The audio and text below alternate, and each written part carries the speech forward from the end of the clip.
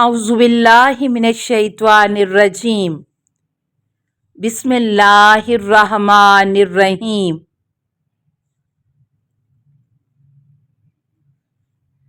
16वां पारा। 16वें पारे में मौजूद उनावीन का तारुफ। Part number 1-2। इस पारे में 3 हिस्से हैं।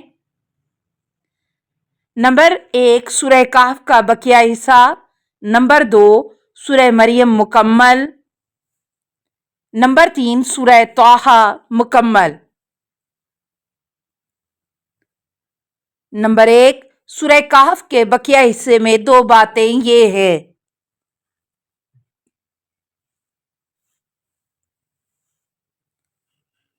नंबर 1 हजरत मूसा अलैहिस्सलाम और खिजर अलैहिस्सलाम का वाकया किस्सा, जो 15वें पारे के आखिर में शुरू होकर 16वें पारे के शुरू में खत्म हो रहा है।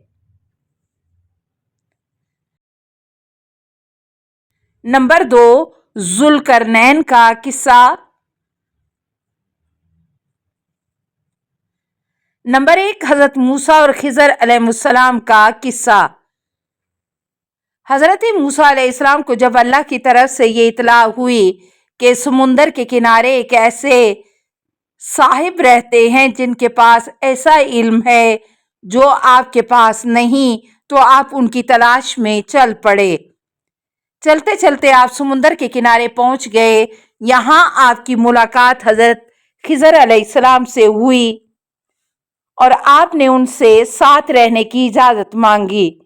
उन्होंने इस शर्त के साथ इजाजत दी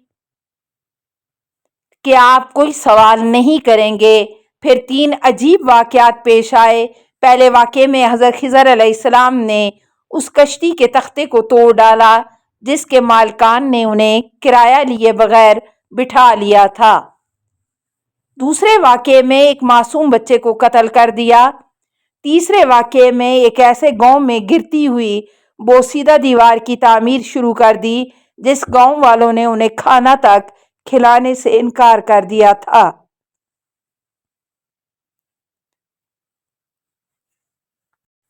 हजरत मूसा अलैहिस्सलाम तीनों मौके पर खामोश न रह सके और पूछ बैठे कि आपने ऐसा क्यों किया।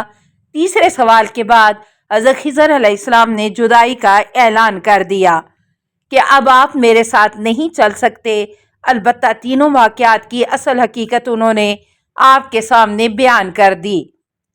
फरमाया कश्ती का तख्ता इसलिए तोड़ा था क्योंकि आगे एक जालिम बादशाह के कारिंदे खड़े थे जो हर सालम और नई कश्ती जबरदस्ती छीन रहे थे। जब मैंने उसे ऐबदार कर दिया तो ये उस जालिम के कब्जे में जाने से बच गई। यूं इन गरीबों का जरिए मुआश महफूज रहा। बच्चे को इसलिए कत्ल किया क्योंकि ये बड़ा होकर वालिदैन के लिए बहुत बड़ा फितना बन सकता था, जिसकी वजह से मुमकिन था कि वो उन्हें कुफ्र की निजासत में मुब्तला कर देता। इसलिए अल्लाह ने उसे मारने का और उसके बदले उन्हें बाकिरदार और मोहब्बत व अतात करने वाली औलाद देने का फैसला फरमाया। गिरती हुई दीवार इसलिए तामीर की क्योंकि वो 2 यतीम बच्चों की मलकियत थी। उनके वालिद अल्लाह के नेक बंदे थे। दीवार के नीचे खजाना पोशीदा था। अगर वो दीवार गिर जाती तो लोग खजाना लूट लेते और नेक बाप के ये 2 यतीम बच्चे इससे महरूम हो जाते। हमने उस दीवार को तामीर कर दिया ताकि जवान होने के बाद वो इस खजाने को निकाल कर अपने काम में ला सकें। नंबर 2 जुल्करनैन का किस्सा। ये बड़ा जबरदस्त वसाइल वाला बादशाह था। इसका गुजर एक कौम पर हुआ जो एक दूसरी वैशी कौम के जुल्म का निशाना बनी हुई थी, जिसे कुरान ने याजूज और माजूज का नाम दिया है। जुल्करनैन ने याजूज माजूज पर दीवार चुन दी। अब वो कुर्बे कयामत में ही जाहिर होंगे। नंबर 3 सूरह मरियम में तकरीबन 11 अंबिया कराम अलैहिस्सलाम का तज़किरा है। 3 انبیاء کرام علیہ السلام کا ذکر قدرے تفصیلی ہے۔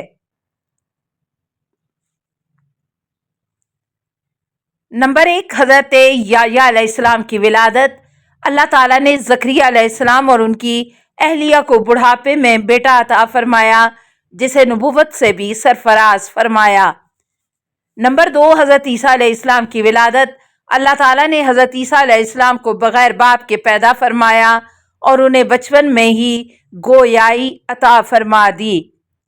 نمبر 3، حضرت ابراہیم علیہ السلام کی اپنے چچا کو دعوت توحید دینا کہ شرک نہ کریں۔ اللہ نے مجھے علم دیا ہے، میری بات مان لیں، شیطان کی بات نہ مانیں۔ وہ اللہ کا نافرمان ہے، اس کی مانیں گے تو اللہ کا عذاب آئے گا۔ باقی 8 انبیاء کرام علیہ السلام کا یا تو بہت مختصر ذکر ہے یا صرف نام آیا ہے۔ نمبر 4، حضرت موسیٰ علیہ السلام۔ نمبر 5، حضرت ہارون علیہ السلام۔ نمبر 6، حضرت اسماعیل علیہ السلام۔ نمبر 7، حضرت اسحاق علیہ السلام۔ نمبر 8، حضرت یعقوب علیہ السلام۔ نمبر 9، حضرت ادریس علیہ السلام۔ نمبر 10، حضرت آدم علیہ السلام۔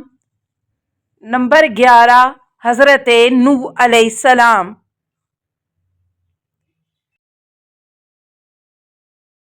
نمبر 3، سورہ طٰہٰ میں 3 باتیں یہ ہیں۔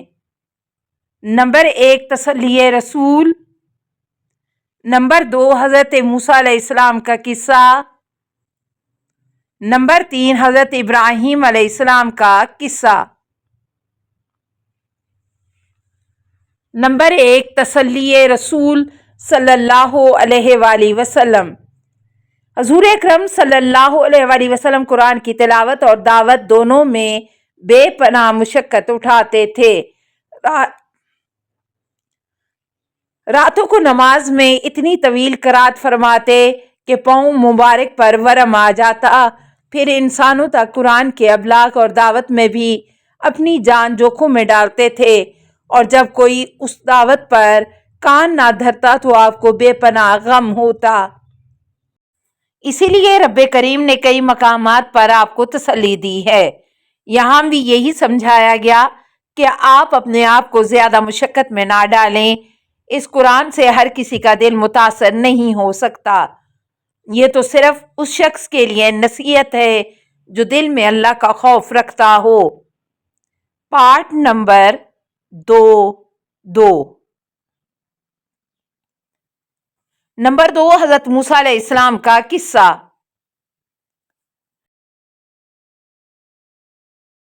حضرت موسیٰ علیہ السلام کے جو حالات اس صورت میں بیان کیے گئے ہیں ان کو ذہن نشین کرنے کے لیے چند عنوانات قائم کیے جا سکتے ہیں، یعنی باری تعالیٰ کے ساتھ شرف ہم کلامی، دریا میں ڈالا جانا، تابوت کا فرعون کو ملنا، پوری عزت اور احترام کے ساتھ رضاعت کے لیے حقیقی والدہ کی طرف آپ کو لوٹا دینا، آپ سے ایک قبطی کا قتل ہونا لیکن اللہ کا آپ کو قصاص سے نجات دلانا، آپ کا کئی سال مدین میں رہنا، اللہ کی طرف سے آپ کو اور آپ کے بھائی حضرت ہارون علیہ السلام کو فرعون کے پاس جانے کا حکم، فرعون کے ساتھ موعظہ حسنہ کے اصول کے تحت مباحثہ، اس کا مقابلے کے لیے جادوگروں کو جمع کرنا، حضرت موسیٰ علیہ السلام کی فتح، ساحروں کا قبول ایمان،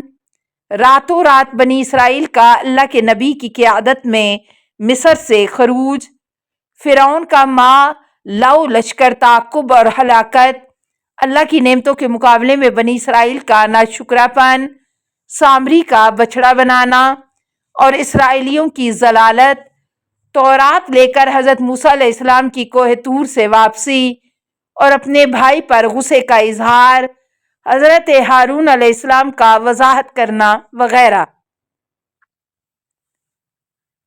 نمبر 3، حضرت آدم علیہ السلام کا قصہ۔ اللہ تعالیٰ نے حضرت آدم علیہ السلام کو پیدا فرما کر مسجود ملائک بنایا، سب فرشتوں نے سجدہ کیا مگر شیطان نے سجدہ کرنے سے انکار کر دیا۔ اللہ تعالیٰ نے حضرت آدم علیہ السلام سے فرمایا اب یہ تمہارا اور تمہاری بیوی کا دشمن ہے۔ التماس دعا: اللہم صلی علی محمد و آل محمد و آلہ الطیبین الطاہرین المعصومین۔